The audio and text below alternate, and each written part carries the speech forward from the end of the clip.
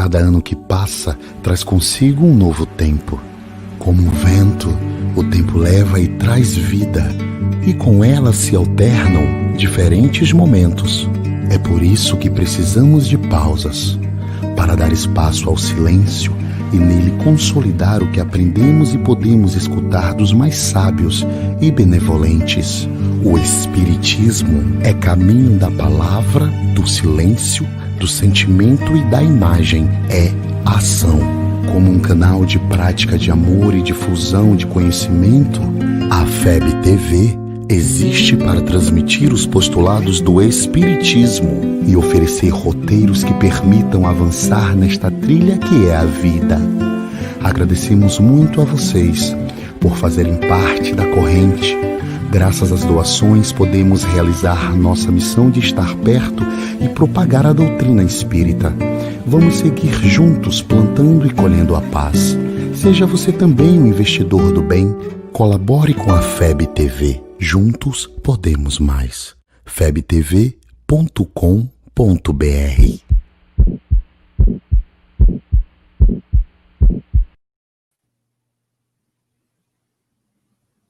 Boa noite, estimados amigos, irmãos, aqueles que nos acompanham pela FEB TV, costumeiramente na nossa programação, que terá nesta noite algo um pouquinho diferente. Registramos aqui inicialmente a ausência do nosso Leonardo, mas ele estará brevemente de retorno e estamos cooperando, né, nesse programa, bem como no próximo programa, quando estaremos abordando a questão da juventude espírita e movimento espírita. Então, nosso boa noite a você, nosso boa noite aos nossos convidados, né? Nossos convidados importantíssimos, gente de peso no movimento espírita, né?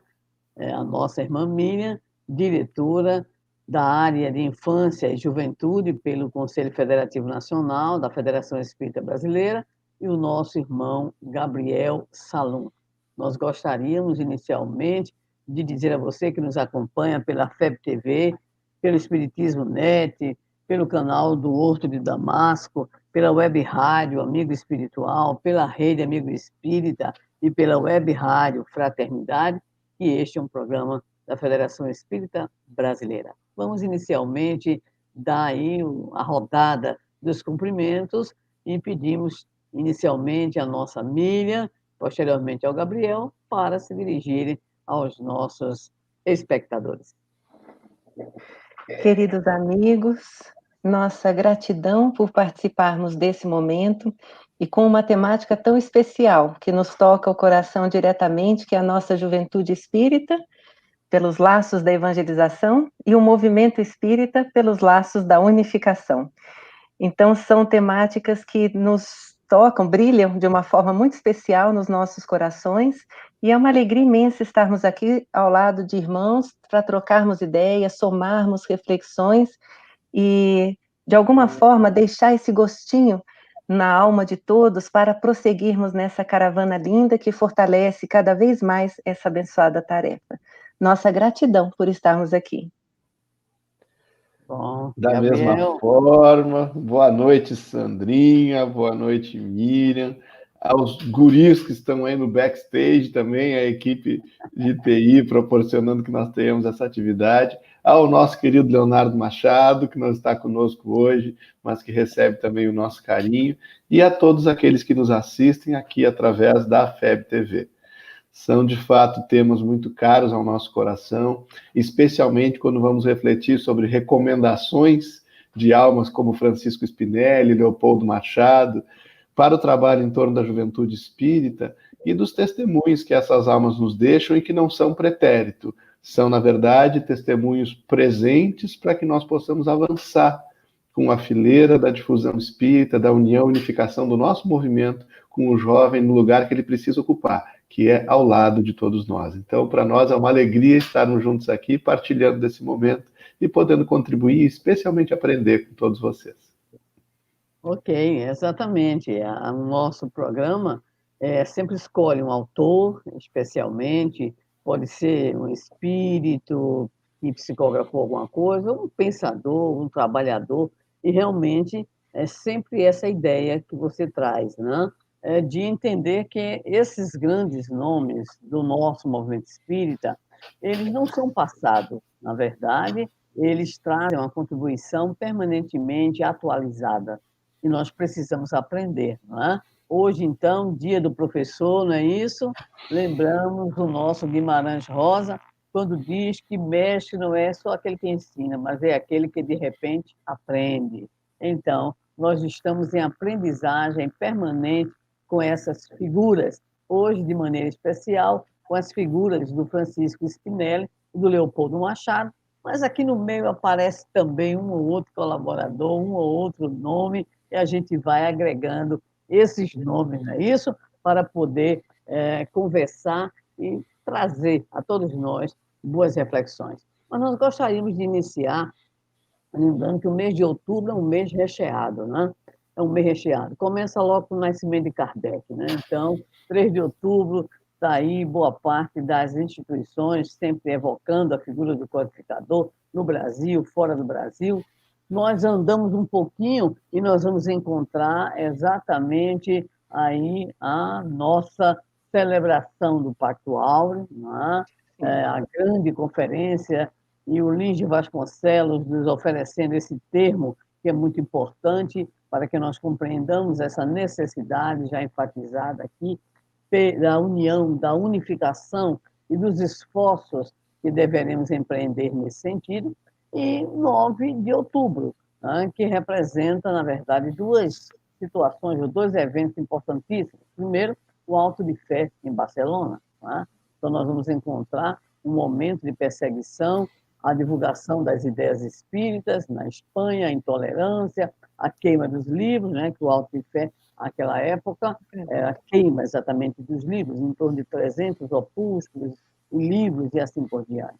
E temos exatamente porque foi uma maneira de mostrar essa necessidade da divulgação do Espiritismo, nos dizia, em conversa pessoal, o nosso querido e ex-presidente Francisco Thyssen, a data 9 de outubro foi escolhida a propósito. Né? Então, 9 de outubro de 1977, nós temos no Rio de Janeiro, na sede histórica hoje da Federação Espírita Brasileira, Avenida Passos 30, primeiro andar, a reunião de lançamento da chamada Campanha Nacional de Evangelização Espírita Infanto-Juvenil.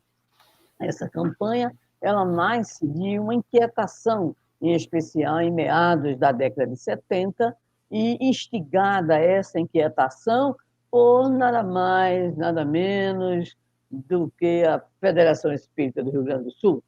Então, foi a Federação Espírita do Rio Grande do Sul que faz a instigação, é constituída uma comissão, é realizada uma grande reunião e, finalmente, nós temos a proposição para dinamizar o trabalho da evangelização e para tentar responder algumas questões que foram apresentadas, levantadas desde aquela época, em relação a algumas dificuldades, alguns desafios, nós vamos ter, então, o lançamento da Campanha Nacional de Evangelização Espírita Infanto-Juvenil, posteriormente passa a ser Campanha Permanente de Evangelização Espírita Infanto-Juvenil.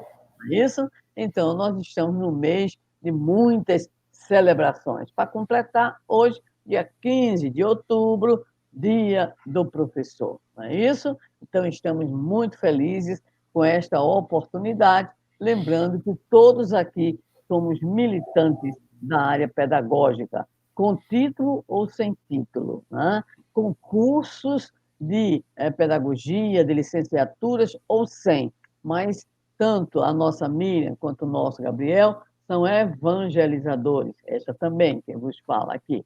Então, nós somos todos educadores. E se nós usarmos a expressão muito feliz de Amélia Rodrigues, quando ainda encarnada na Bahia, ela dizia: somos todos educadores uns dos outros, pelo que falamos e pelo que fazemos. Então, vamos celebrar, não é isso? Então, nós vamos começar aí conversando com o nosso querido Gabriel, né? Querendo saber, e aí, nessa contribuição tão extraordinária que o Rio Grande do Sul nos tem trazido na área de evangelização. O que é que você poderia nos falar em torno, principalmente, da figura do Spinelli, mas nós sabemos também de outras figuras importantíssimas nessa história da evangelização. Sabe, Sandra, Miriam, amigos, nós conhecemos, e muito provavelmente aqueles que nos assistem conhecem muitos textos, inclusive mensagens ditadas por Spinelli através de mediunidades confiáveis, como a de Divaldo Pereira Franco, mas nós vamos buscar sempre a mensagem da vida dessas almas. E ficávamos a refletir, além do planejamento reencarnatório do nosso Spinelli, que nasce na Itália e vem para o Brasil ainda menino, de onde esse compromisso tão especial que ele sempre demonstrou com a evangelização da infância e da juventude. E Spinelli, criança, atravessa uma realidade muito difícil, Sandra, porque o pai veio primeiro para o Brasil, com aquela vinda difícil dos imigrantes à época, buscando sobrevivência, buscando sustento. Quando ele chega no Brasil, menino, já com a mãe, tempos depois, o pai já havia constituído uma outra família. E ele, então, passa por esse abandono paterno, essa dificuldade toda, né? E numa infância muito pobre, muito difícil também. E vai conhecer na juventude a doutrina espírita, porque o sogro era espírita e assinava o Reformador, a revista Reformador da FEB. E ele lia o Reformador para aprender a língua portuguesa. E não só aprendeu a língua portuguesa, como aprendeu e se encantou com a doutrina espírita. Então, nós queremos crer que justamente essa infância difícil e essa juventude tocada especialmente pela doutrina espírita, ali migrando já para a idade adulta, trouxeram a essa alma que já reencarnou de certo comprometida com isso, um compromisso muito especial. E destacando alguns fatos assim do empenho de Spinelli, aquela época em que se construía o Pacto Áureo, em que se dialogava nacionalmente em torno da união e do nosso movimento espírita nacional de uma forma muito especial, aqui no Rio Grande do Sul, Spinelli era vice-presidente da FERGS. E foi em 1948, enquanto ele ainda era vice-presidente da FERGS, que ele próprio conduziu a inauguração simbólica das escolas de evangelização espírita infanto-juvenis. Foi em 1º de maio de 48 que ele fez isso aqui no Rio Grande do Sul, como vice-presidente da FERGS, conduzindo essa tarefa, né? E aí, logo depois disso, no ano seguinte, se tem a criação do Serviço de Evangelização e Orientação Educacional das Gerações Novas. Olha que nome bonito, né? Era um serviço de evangelização e orientação educacional das gerações novas. Eles estavam preparando efetivamente a implantação dessa tarefa. Isso acontece entre 48 e 49. E aí eu quero fazer um primeiro destaque, porque eu sei que a gente não esgota jamais o que vai falando dessas almas, né? Mas para ir contribuindo para o nosso diálogo, algo que nos chamou muito a atenção. A estratégia que Spinelli utilizou para sensibilizar as lideranças espíritas à época para a implantação dessa tarefa. Ele visita os centros espíritas e descreve, isso está descrito lá na revista Reencarnação, que como parte da implantação desse setor, aí, desse serviço de orientação às gerações novas, ele visita as instituições que eram vinculadas à federação na época, eram menos de 150, mas ele visita levando jovens junto com ele. E se hospeda ele, os jovens, na casa dos companheiros, dormem no chão. Mas ele faz uma visitação de centros espíritas com jovens, ou seja, muito, né, Miriam, naquele entendimento que nós temos hoje do conceito de protagonismo juvenil, que é estar ao lado, que é fazer com, né? É oportunizar e orientar ao mesmo tempo.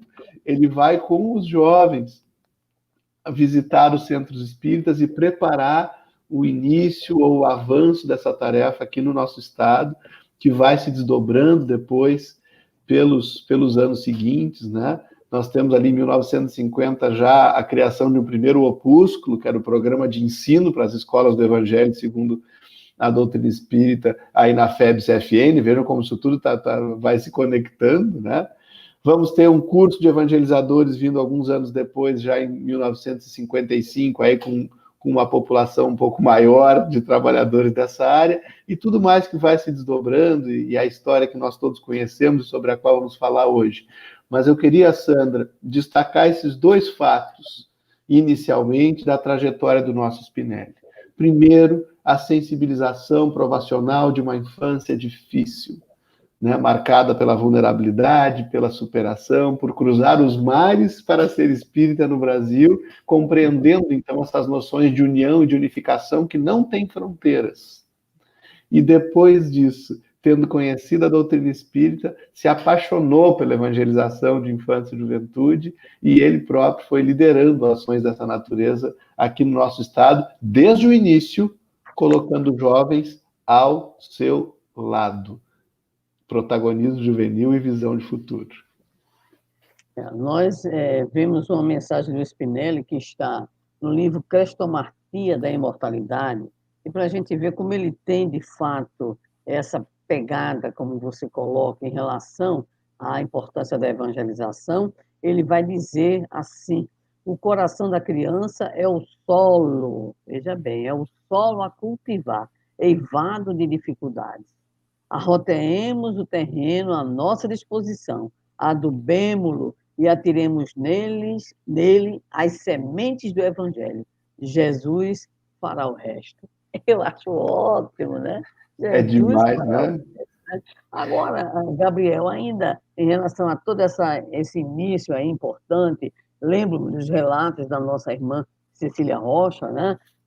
Que certa feita estava na sede da Federação Espírita do Rio Grande do Sul, onde recebia os evangelizadores, ela em uma equipe, a Diná, outros companheiros, Isso né? Mesmo. Nos relatou-nos, ela, outras pessoas também estavam presentes, e um belo dia ela ficou pensando assim: mas como é que pode, né? O evangelizador da capital, de Porto Alegre, tem esse plantão, tem tudo, e o evangelizador do interior. Ela disse que aquilo a fez sofrer muito. Nesse momento aparece na tela mental dela uma faixa, e essa faixa dizia assim: curso de formação de evangelizadores. E aí, o que é que você me diz aí da nossa Cecília nessa operacionalização desses ideais do Spinelli e de outros companheiros? O que é que você me diz?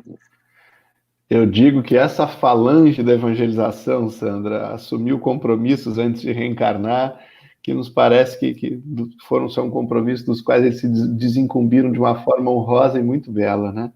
A Cecília também, uma alma visionária, comprometida, trabalhou muito ao lado do Spinelli, e depois no Brasil todo com isso tudo, e essa visão dela resultou no nosso primeiro curso intensivo de preparação de evangelizadores espíritas, que foi feito na capital, mas que contou, lá em 1955 aconteceu isso, com 55 evangelizadores de todo o estado do Rio Grande do Sul. E a gente hoje se queixa, às vezes, que as tarefas duram muito. Sandra, esse curso que a Cecília organizou durou 10 dias. Era assim.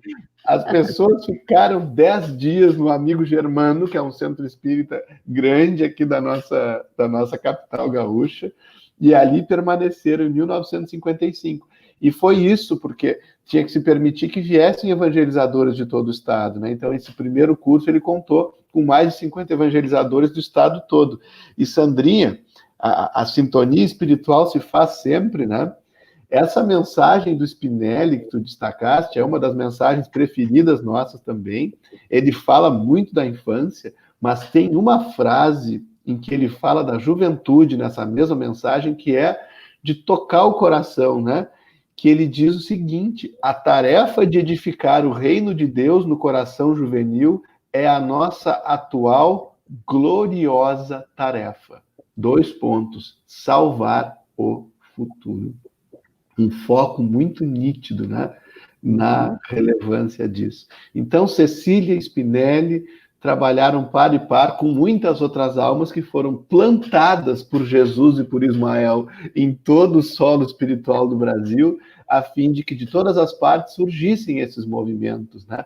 Essa proposta que tu referiste também, da nacionalização da campanha permanente, né?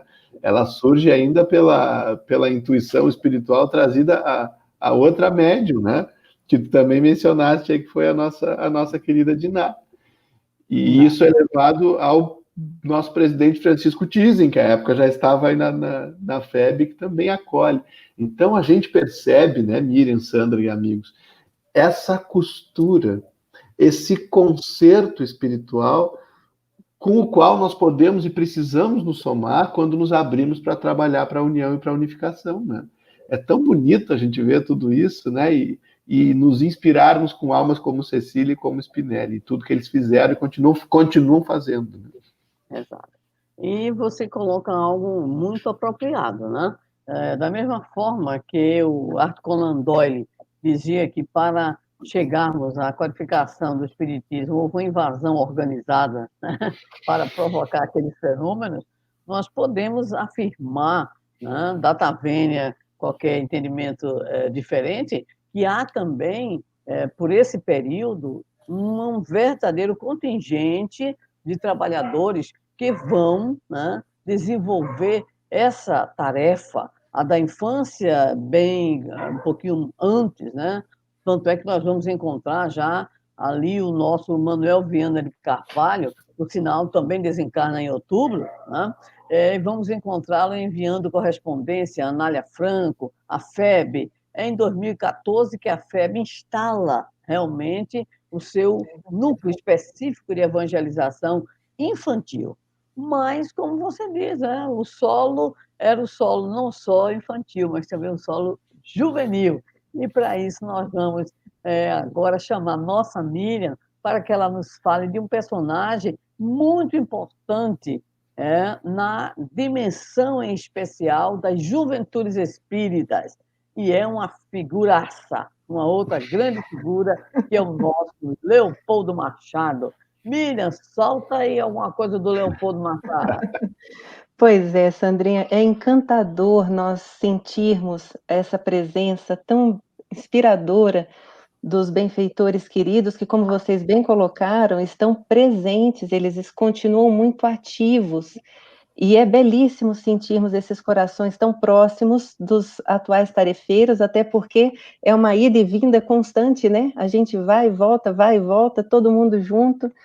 E uma frase que nós nos lembramos, né, até nesse bate-papo da organização desse trabalho, desse encontro com vocês, é uma frase altamente inspiradora, de uma mensagem muito conhecida no movimento espírita, chamada Campo Fértil, em que ele vai falar sobre o trabalho que ele realizou enquanto encarnado, e ele diz que de tudo o que ele empreendeu na derradeira romagem terrena, o que melhor me resultou não foram as tertúlias que realizei, com honestidade, desassombro, nem os esforços que levei a cabo para assegurar ao Espiritismo o lugar ao sol que a evolução geral lhe assinalava. Foi isto, sim, o que pude fazer pela criança e pelo jovem, matérias-primas que são o grande porvir da humanidade. Essa frase, queridos, que a gente compartilha com vocês nessa introdução, nos toca de uma forma muito bonita, porque é a visão de Leopoldo Machado e o valor que ele realmente traz para a infância e para a juventude como ações estratégicas para o movimento espírita. Então é gostoso, é muito bonito nós percebermos as ações inspiradoras de Leopoldo Machado nesse grande investimento. Então não é à toa que mesmo como jornalista, como romancista, como professor, ele inaugura escolas de alfabetização, albergues, e ele investe realmente na criação de mocidades espíritas e no trabalho da evangelização como um todo. É belíssimo a gente perceber a personalidade de Leopoldo Machado, e quando a gente fala dessa figura, desse personagem da nossa história do movimento espírita, muito mais do que o currículo do Leopoldo Machado, o que nos toca mais diretamente são as características da sua personalidade forte e entusiasta. O que me toca mais diretamente, inclusive, é o idealismo de Leopoldo Machado, porque ele realmente é um idealista em duas frentes. A frente da educação, e por isso ele investe realmente na perspectiva da criança e do jovem, e o idealismo voltado à unificação do movimento espírita, e por isso investe no Pacto Áureo, investe nessa visão de pátria. Ele tem um amor à pátria que é algo contagiante. Então, esses elementos da personalidade... Oi, Sandrinha? Só um detalhe, o colégio que ele funda, o Colégio Leopoldo, existe até hoje, viu? E isso é um real investimento, é um real legado, né? Então, Leopoldo Machado, de fato, deixa um legado para a humanidade que vai para além das estruturas físicas e do trabalho. Ele deixou um ideal, até porque ele tinha uma certeza de propósitos. Ele não tinha medo, ele defendia a doutrina espírita de uma forma lindíssima, utilizando as palavras de uma forma magistral e conduzindo a partir do seu envolvimento, do seu entusiasmo, da sua alegria e da sua convicção de que esses seriam os caminhos para o próprio movimento, que ele adentrou e com muito amor, desenvolveu todos os trabalhos da Caravana da Fraternidade, também deixando ali esses pontinhos de luz pelo Brasil inteiro. E eu acho que esse, Sandrinha, é um registro muito legal, e Gabriel, nós percebemos que essa invasão organizada que você colocou, Sandra, é uma invasão linda, que é como se fossem estrelas no solo terreno, né? É como se fossem pontos de luz espalhados pelo Brasil inteiro. Então, quando a gente vê, né, Bezerra no Ceará, Meimei, né, em Minas, os nossos irmãos do norte, do centro, então a gente começa a identificar que é uma rede. E foi um trabalho muito bonito quando a campanha foi implantada, porque foi um trabalho coletivo, foi um trabalho de equipe. Então, a dona Cecília, Maria Cecília Paiva, que era a vice-presidente na época, ela agregou companheiros do Brasil inteiro para fortalecer essa visão cultural, da diversidade, do apoio mútuo, foi buscando materiais que cada um já tinha produzido, inclusive parênteses, recentemente a gente estava organizando alguns acervos, alguns arquivos, e encontramos materiais riquíssimos desse momento histórico, que era quando foi, assim, o que o Brasil está fazendo sobre essa tarefa? E aí foi juntando experiências lá do Amazonas, de Goiás, do Distrito Federal, foi bonito esse processo de construção. E aí a gente consegue identificar os propósitos coletivos e que garantem essa legitimidade da ação evangelizadora. Hoje, acho que até a força dessa ação evangelizadora hoje, né? E belíssimo, porque Leopoldo traz esse cuidado, traz esse ideal que realmente nos toca de uma forma muito bonita. A nossa juventude espírita hoje se sente protegida, né, acolhida, como se tivesse um patrono ali, entre aspas, mas envolvendo a nossa juventude por meio do nosso Leopoldo Machado. Muito, muito bonito a gente identificar isso. Tem um trecho que ele aborda e que particularmente me toca, ele tem vários escritos, né? E quando ele vai falar da educação, tem um momento que ele fala da educação perfeita, né? Que educação é essa? Ele parte de umas reflexões de por que o mundo, sabendo de tanta coisa que sabe hoje, por que ainda está triste? Por que ainda sofre? Por que não se encontrou? E aí ele começa a fazer as teses, né? Como um bom jornalista, ele vai colocando ponto por ponto e contra-argumenta, e aí ele chega a um ponto belíssimo dessa tese que ele apresenta, que ele inclusive apresentou num congresso, que foi um congresso de comunicação, né, Sandrinha, salvo engano, e ele vai falar exatamente da importância da educação perfeita, e essa educação perfeita, ela só se consolida com a fé e a razão juntas, que não haveria possibilidade de investir numa de forma desconectada da outra, que a fé ajuda exatamente nessa organização das leis morais, enquanto a razão auxilia na organização das leis materiais, e que elas deveriam convergir e não se contradizer. E por isso, carinhosamente, ele chama de irmãs gêmeas. A fé e a razão são irmãs gêmeas, não podem ser ali separadas, elas precisam ser nutridas juntas nesse propósito de crescer, né, e de dar sentido à vida, de dar propósito. Por isso que ele ama muito esse processo educacional e nos favorece exatamente esse sentido, né, Sandra?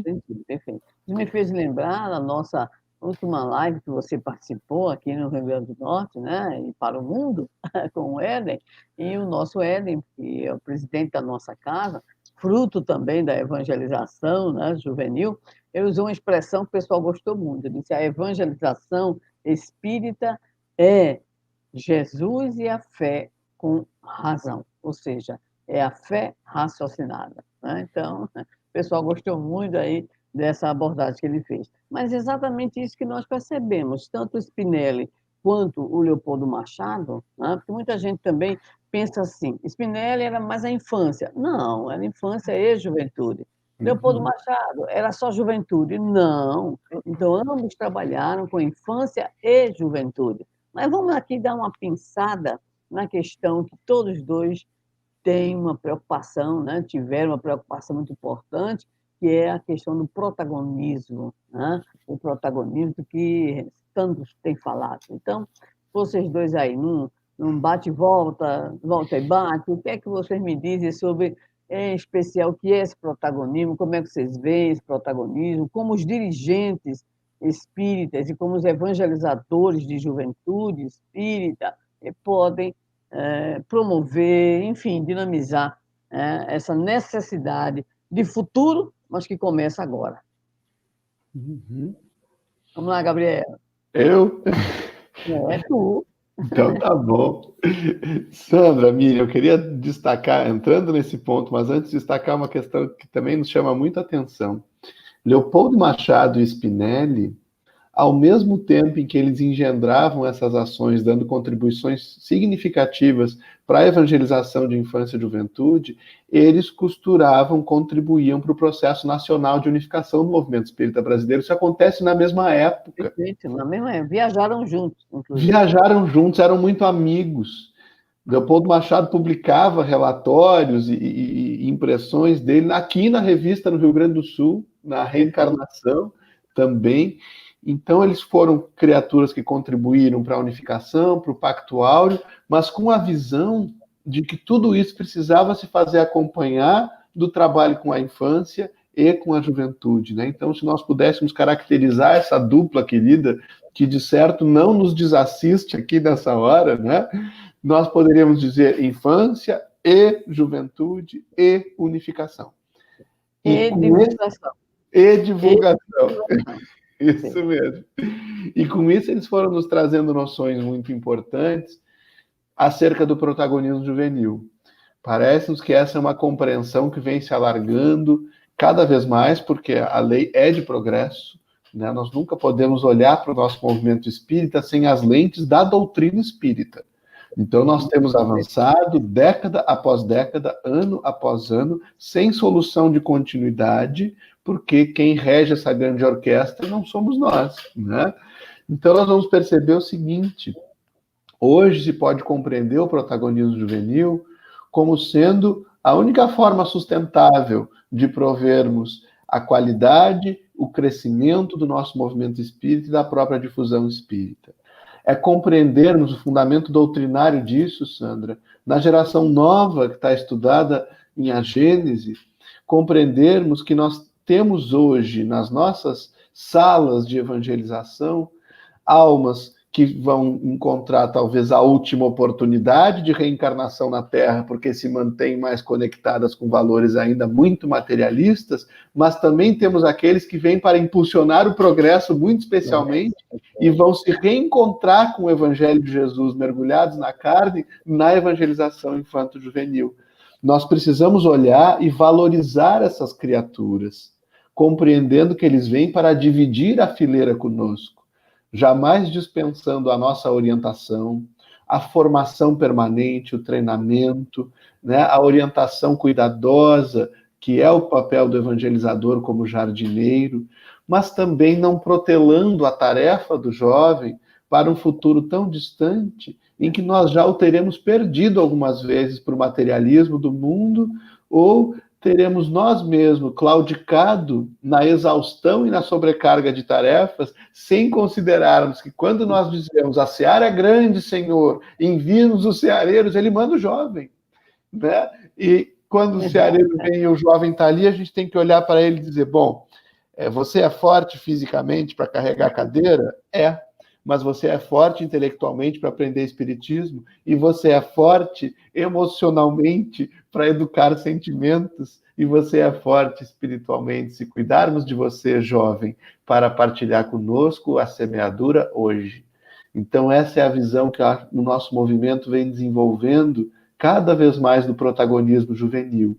Trabalhar com, não é entregarmos coisas prontas, não é fazermos para o jovem, menos ainda fazermos sem o jovem, é fazermos com o jovem, respeitando sempre, porque as pesquisas que inclusive foram consolidadas no nosso documento, Orientação à Ação Evangelizadora Espírita na Juventude, Subsídios e Diretrizes do nosso CFN, nós temos ali uma base de pesquisa, uma base doutrinária, né, e teórica, que nos demonstra a precocidade da nossa juventude. Nos mostra o jovem com ocupações e preocupações cada vez mais próximas do adulto, e também com propensões e afinidades com tarefas espíritas mais específicas, como é o caso da própria evangelização, da comunicação social espírita, da assistência e promoção social espírita. Então, também nós temos que tomar esse cuidado de não compreendermos o protagonismo juvenil como uma grade cartesiana em que o jovem deve se encaixar de acordo com as nossas concepções. Nós também temos que ter a disposição de evoluir nos nossos paradigmas, na nossa forma de trabalhar, na nossa metodologia, de termos a flexibilidade que permita, Sandrinha e Miriam e amigos queridos, que permita a solidariedade entre as gerações, né, em que haja o respeito e o aprendizado mútuo. Também temos no protagonismo juvenil, nos parece, esse ingrediente, né? E já falei aqui até demais, vou deixar para a Miriam, que entende disso. Sobrou alguma coisa? Vamos lá. Mas é gostoso.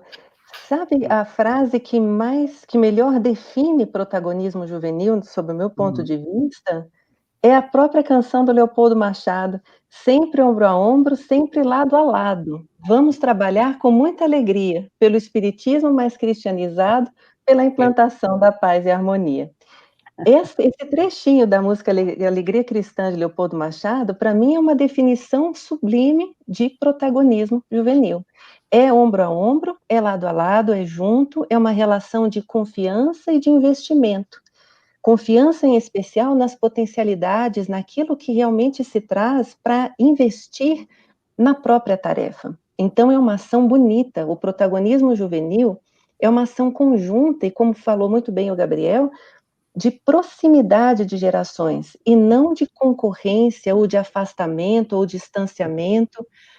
É uma relação que implica cooperação. É uma ação cooperativa. Então, protagonismo juvenil, nessa concepção, é exatamente trazer para perto e investir. Porque não se trata também entre aspas, do delargar. Então, vamos fazer juntos. Porque para isso a gente precisa de uma formulazinha mágica que a gente brinca, que é o O mais O igual a TB, né? Oportunidade mais orientação é igual a trabalho no bem. E muitas vezes, infelizmente, o que acontece é que não ocorre a oportunidade, muitas instituições ficam na orientação, e aí orienta como fazer, mas não dá oportunidade de fazer. E aí acaba gerando uma desmotivação, uma não valorização, um sentimento de não pertencimento, de não valorização, e acaba desmotivando a própria juventude. Mas também, às vezes, ocorre o contrário. Oferece a oportunidade, mas não orienta. E aí, muitas vezes, também expõe precocemente o jovem, a tarefa, o trabalho, então fica ali também uma situação que não é adequada. Então, o protagonismo é o O mais O, oportunidade mais orientação, formando trabalhadores do bem. É essa a concepção que a gente traz de protagonismo. E é muito legal, muito importante a gente refletir que protagonismo é, para além de uma concepção, como foi bem colocado pelo Gabriel, é uma metodologia ativa de trabalho. É uma ação conjunta. Então, é parte de uma visão para uma ação realmente de mãos dadas, para trabalharmos juntos e investirmos juntos. E isso nos inspira, Sandrinha. Oi? Isso é bom, porque isso vai, vamos dizer assim, vai criando os espaços de interação, não é isso?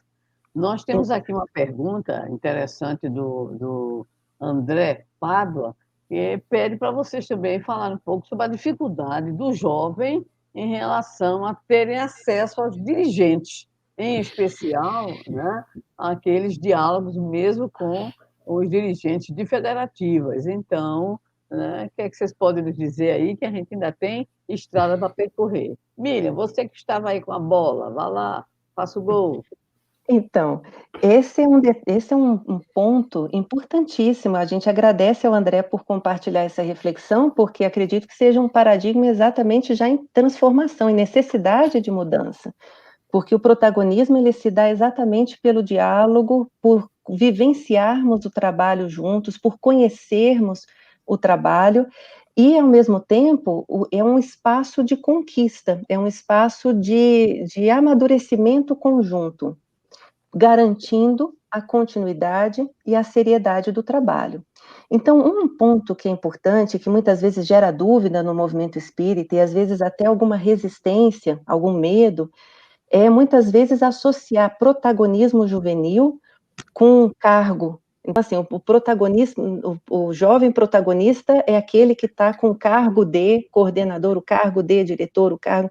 Muitas vezes a gente viu diálogos nesse sentido, e o ponto que nós chegamos é que cargos, funções, eles são consequência natural de corações idealistas que trabalham por um propósito, mas não é a nascente que está no coração do jovem realmente envolvido no amor à causa.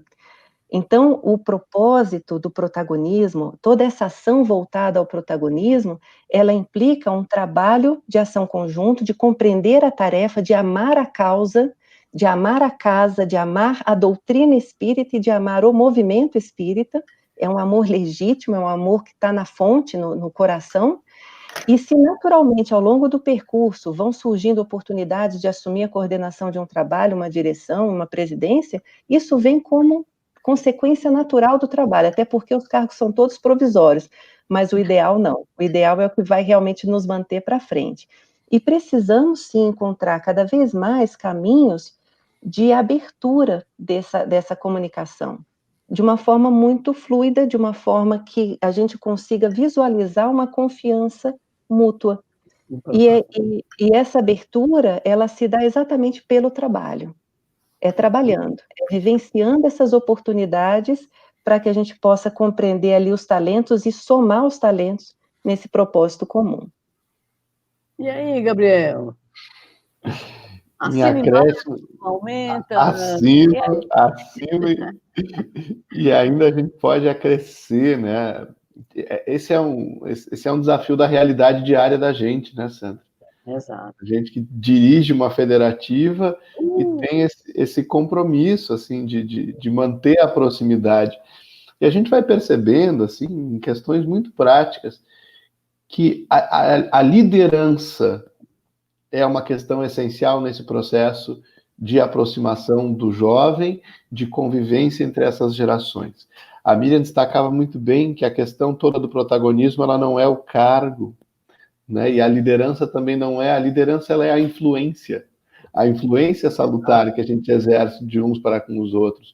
Então, os jovens, eles também precisam ser preparados no desenvolvimento de competências ao lado dos líderes que nós temos hoje no nosso movimento, a fim de que eles possam exercer a sua influência conectada com os objetivos comuns do nosso movimento espírita. Então, no dia a dia dessa convivência, também nos cabe, como dirigentes de federativas, como dirigentes de centros espíritas, como lideranças do nosso movimento, desmistificarmos esse nosso posto de trabalho. A gente tem que manter sempre o trabalho no chão de fábrica, o trabalho ao lado do jovem, de modo que ele nos sinta como nós realmente somos, independentemente do posto que exercemos naquele momento, nós somos irmãos. Nós precisamos nos despir ainda de alguns laivos atávicos das nossas tarefas, porque o nosso movimento espírita ele é uma rede horizontal. Nós não temos outra hierarquia entre nós que não seja da evolução moral e a do amor.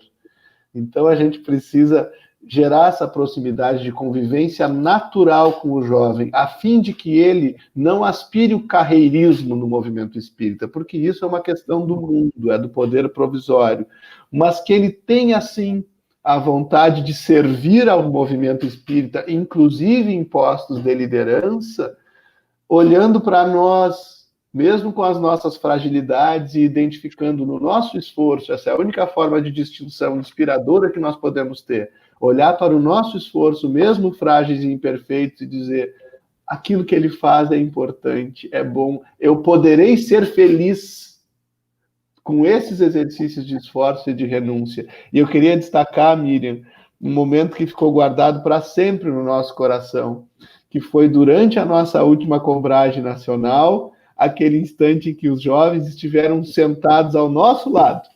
Né? A gente, como presidente de federativa, tinha um jovem protagonista sentado ao nosso lado na sala do CFN, Sandrinha. Aquilo foi lindo, a gente lembra, né? A gente estava todo mundo lá, né? Mas o significado daquilo. E aquele jovem que esteve conosco aqui no Rio Grande do Sul, ele chama o Ellison, ele até hoje é um jovem protagonista e segue trabalhando, e sempre que pode, se ele está nos assistindo, ele lembra daquele momento. Então, tem forma, sim, essa metodologia ativa que a Miriam refere, tem formas. A gente precisa construir espaços de convivência de lideranças e jovens. Jovem tem que visitar, sim, e participar de pauta de reunião de conselho, sempre que isso é possível, que ele se prepara para essa questão. Não é o poder do mundo, mas ele pode ir observando e desmistificando o trabalho, não fica assim tão distante, né? E uma última questão aqui para a gente destacar. O jovem é muito criativo, então ele gosta muito de dar ideia, mas tem o desafio de não se responsabilizar, às vezes, pela ideia que dá, até a sua execução no fim. E é nessa lacuna que, às vezes, esse ranço de alguma dirigência, de alguma liderança, diz, mas o jovem não é responsável, então eu não posso entregar a tarefa para ele, o que também não é uma verdade. Então, nos cumpre envolver o jovem no planejamento, na execução e na avaliação de todas as tarefas. Isso propicia o amadurecimento e estabelece um processo de confiança entre jovem e liderança, que vai tornar natural e profícuo esse convívio. Eu acredito que Miriam, Gabriel e aqueles que nos ouvem, né, nos acompanham, a expressão que foi colocada aí recentemente por vocês, por um de vocês. É muito mais um encontro de gerações, né? Então, não é um conflito de gerações. Nós vivemos conflitos no próprio movimento espírita, né? Pessoalmente, vivi, né? Mas nós vamos caminhando e, como o Gabriel colocou muito bem, nós vamos ampliando, o momento é outro. E a Miriam coloca uma coisa muito importante, é oportunidade, mas é orientação também. Né? Então, muita gente diz assim, não, o jovem é promessa. Não, o jovem é realização. Olhando um pouco a história dos nossos jovens hoje, grandes vultos do espiritismo, eles eram muito jovens quando começaram a ser protagonistas. Então, o nosso Chico era muito jovem, o nosso Divaldo era muito jovem, o nosso Raul era muito jovem, o nosso Alberto era muito jovem, né? E muitos de nós começamos muito cedo para mostrar que nós não somos só promessa, nós somos também realização. Agora, a realização, como qualquer processo de trabalho em conjunto, isso tudo reclama o quê? Formação, acompanhamento, e Gabriel colocou algo muito importante, não apenas o planejamento, né? Mas é a execução, é a avaliação, para que sejam desmistificados, inclusive, alguns rótulos, tanto em relação aos mais velhos, como em relação aos mais jovens. Né? Então, a convivência, são os espaços, né, Miriam, que a gente fala tanto. São esses espaços de convivência, inclusive na casa espírita e no movimento espírita, isso vai, consequentemente, auxiliar bastante esse processo de encontro de gerações. Mas vamos caminhando, porque o tempo ruge, o danado do relógio não para. ele é terrível. Eu gostaria de fazer uma perguntinha ao Gabriel, e a Miriam também, mas bem específico ao Gabriel. Ora, a gente fala da necessidade do jovem não ser apenas aquele que tem o arrobo, né, o entusiasmo. Ele tem que ter uma fundamentação doutrinária. E eu sei que você, Gabriel, gosta muito da questão do jovem leitor. No nosso ENEINGE, no nosso Encontro Nacional de Evangelizadores da Infância e da Juventude, você, né, trabalhou nessa perspectiva. E a Miriam é uma defensora realmente do livro espírita, né? Da literatura espírita, do estudo. O que é que vocês me dizem aí sobre essa formação do nosso jovem, tanto o jovem leitor, né, como o jovem que estuda através, inclusive, de todo o processo midiático que aí está. Só lembrando, né, que o nosso Leonardo manda um grande abraço, a nossa Beth Barbieri também aqui está conosco, ok? Vamos lá. Jovem, vai trabalhar? Sim, mas vai estudar, né, neguinho? Vai ter que ralar. E aí, quem fala primeiro? Miriam. Quer que eu fale? Então vamos lá. Sem dúvida, Sandra, a questão do estudo é fundamental. E como a gente está aqui falando de dois personagens inspiradores, essa era uma das grandes preocupações de Leopoldo Machado. A falta de base doutrinária que poderia fragilizar a difusão doutrinária, o movimento espírita, a defesa das ideias espíritas quando fosse necessária. Então, Leopoldo Machado é um grande defensor do estudo do espiritismo mesmo, na sua fonte, estudando a codificação, as obras todas subsidiárias, mas realmente fortalecendo ali na base as convicções, né? Novamente retomando a fé e a razão ali juntinhas. E é por isso que a questão do estudo é tão importante com a juventude, o fomentar o hábito da leitura, o formar leitores, o jovem leitor. E nós temos, sim, alguns desafios, em especial na questão da linguagem, das diagramações. Hoje em dia a gente está num momento em que a nossa juventude ela apresenta características de ter um acesso visual às informações, e normalmente por curto período de tempo, algo já mais enxuto, ou algo em forma de vídeo, ou é um flyer, ou é uma informação. Então, a própria dinâmica das redes sociais formou hábitos que estão muito ligados a uma rapidez no acesso à informação. E até também, e aqui é um perigo, isso aqui a gente estuda muito no campo das ciências humanas, da psicologia e da educação como um todo, o risco de uma superficialidade exatamente pelo dedo que passa rápido, se está com letra grande e é curtinho, eu leio, se não for, já passa para a mensagem inferior. Então, é uma característica dessa geração a busca de uma informação que seja rápida e compacta. E, ao mesmo tempo, a nossa doutrina espírita, ela não é superficial, ela é extremamente profunda, ela nos convida a um estudo realmente aprofundado. E aí tem nos convidado, enquanto movimento espírita, a pensarmos em estratégias de apresentarmos a doutrina espírita para a nossa juventude de uma forma instigadora, contextualizada, que seja ali fundamentada doutrinariamente, e ao mesmo tempo, muitas vezes, apresente uma espécie de uma degustação de uma obra, que ele se sinta ali instigado a ir lá e ler a obra. Então, você muitas vezes apresenta algumas provocações em relação a obras, a livros, que faz com que a gente saia correndo para lá pegar o livro e falar, mas espera aí, lá em Paulo Estevão tem isso? Opa, não, lá no Caminho da Luz tem isso? Voltei, por exemplo, que é um livro fininho, mas profundo. Muitos dos nossos jovens gostam muito do livro Voltei, do irmão Jacó, exatamente porque traz ali essa questão da desencarnação, e aí a gente consegue jogar alguns pontos de curiosidade. Você sabia que ele conviveu com Thomas Edison? Ah, mas como isso? Então, você vai trazendo ali algumas curiosidades em que eles possam fazer pontes com a sua vida, com o seu cenário, com o seu contexto. Então, são estratégias que todos nós, evangelizadores, trabalhadores do movimento, estamos sendo, de alguma forma, convidados a pensar para poder fazer chegar a doutrina aos corações dos nossos jovens, né? Compreendendo em profundidade, sentindo a doutrina na alma, para poderem protagonizar com segurança aquilo que vieram fazer. Muito bem. E aí, Gabriel, vamos lá. Estamos caminhando aí, com quase uma hora de lá. Quase lá, né? Mas a Miriam trouxe questões muito relevantes, né? Eu vi que tem a pergunta que a Beth tinha feito, ela se aproveita tanto para a questão da liderança quanto para da questão da literatura. Ela pergunta por que nós não temos tantos jovens em postos de liderança? Porque não formamos, né, para isso. E a questão do leitor também é assim. E eu quero destacar o papel do evangelizador na formação do jovem leitor. Porque o evangelizador precisa ser um repertório de boa literatura espírita e alguém que traduz essa literatura de uma forma interessante.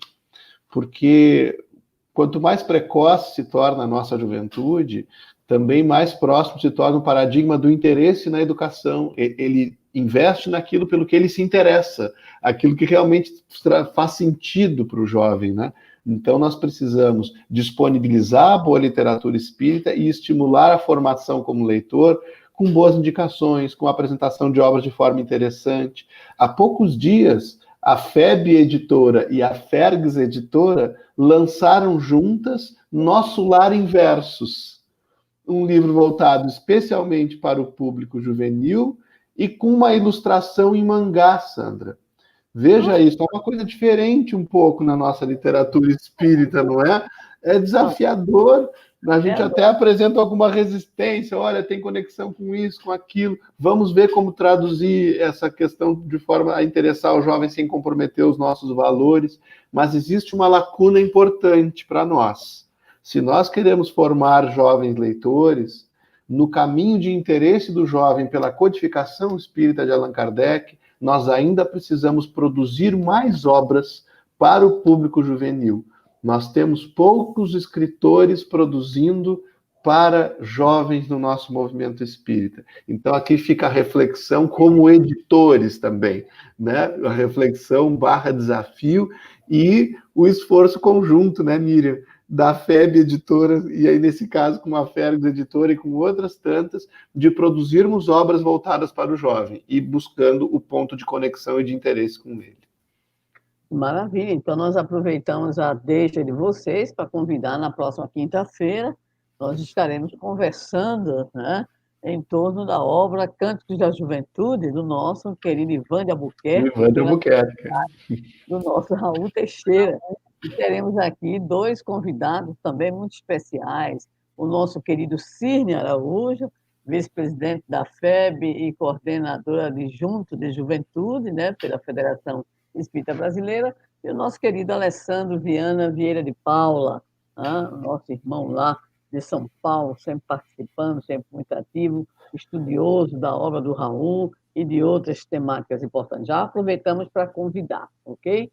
Mas dizíamos que hoje é o dia do professor, tá? Então, vamos aqui parabenizar inicialmente a todos aqueles que são, de alguma forma, educadores. Eu escolhi aqui uma expressão, 2 expressões, aliás, viu?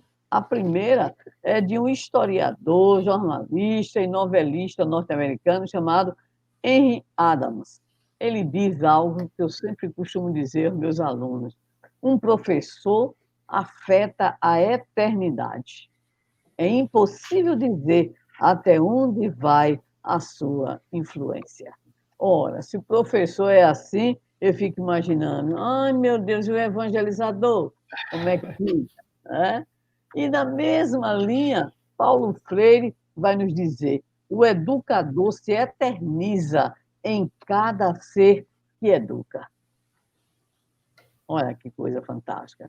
E como nós gostamos também de poesia, vamos para a nossa Cora Coralina, que nos diz: feliz aquele que transforma, aliás, que transfere o que sabe e aprende o que ensina. Olha que sabedoria, aprende o que ensina. E aproveitando também a oportunidade, gostaríamos de dizer aos nossos queridos ouvintes, o fã-clube aí do Leonardo, que lançou agora, dia 13, uma obra que não é nem acadêmica, nem espírita, é uma obra para o público em geral. É um e-book, tá? Olha aí, as linguagens novas, não é isso? Intitulado o livro Otimismo em Tempos de Incerteza. ok?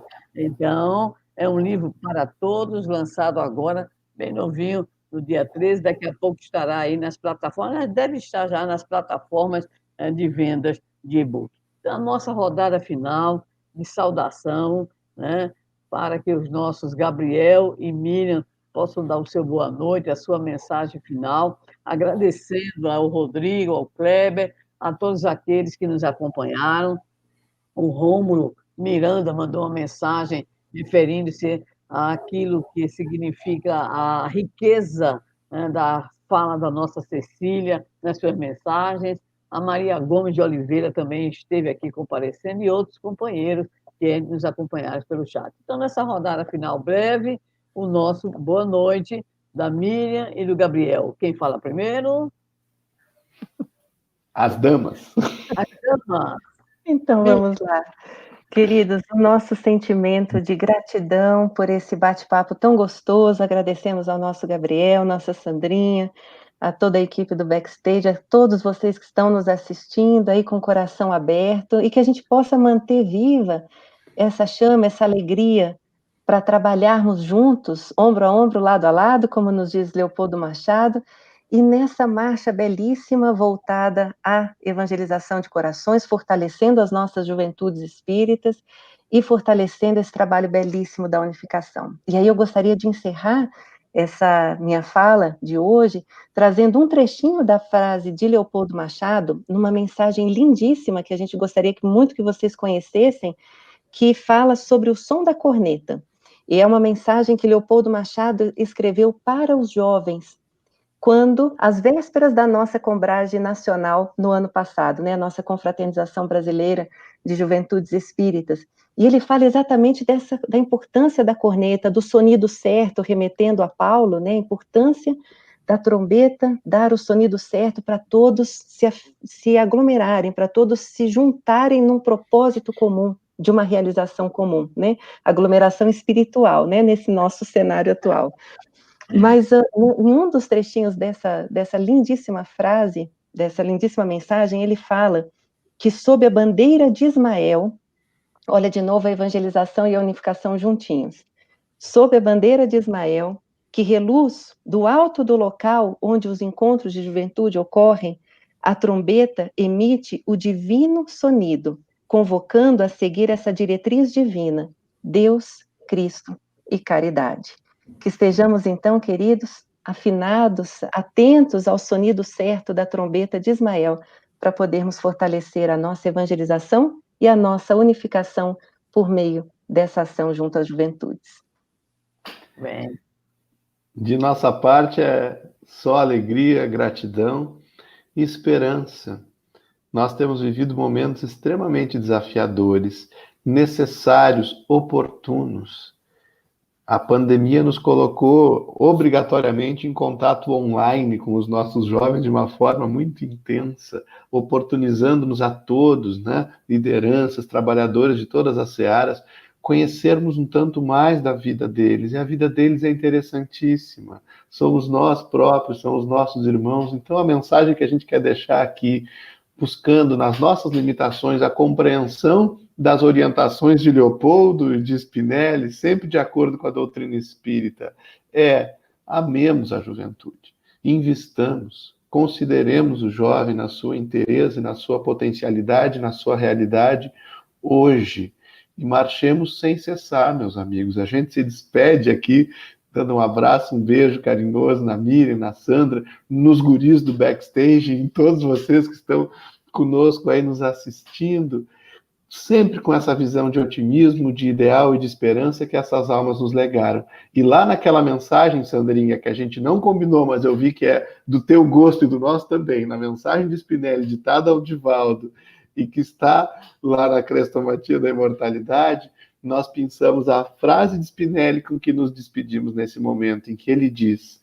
marchemos em doce colóquio pela estrada quilometrada do Evangelho, recitando, através de atitudes sadias, o florilégio da Boa Nova, ao ritmo das severas e racionais modulações com que a doutrina espírita ressuscita Jesus Cristo na atualidade.